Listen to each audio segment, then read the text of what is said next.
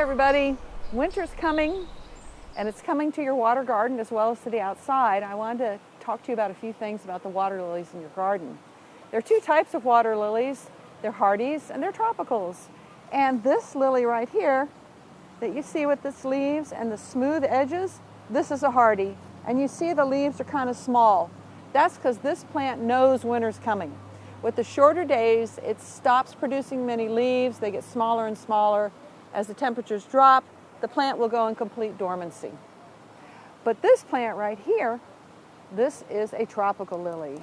This plant comes from the equatorial regions of the world and has no clue winter's coming. These plants will keep on partying in your pond right through the winter, and they'll grow until we have a really hard freeze. If we have a hard freeze, they also will go completely dormant. And if we have a really hard winter, which we haven't had in many years, it can kill the plant. But that's not a problem. You can always buy a new one here at Nelson Water Gardens.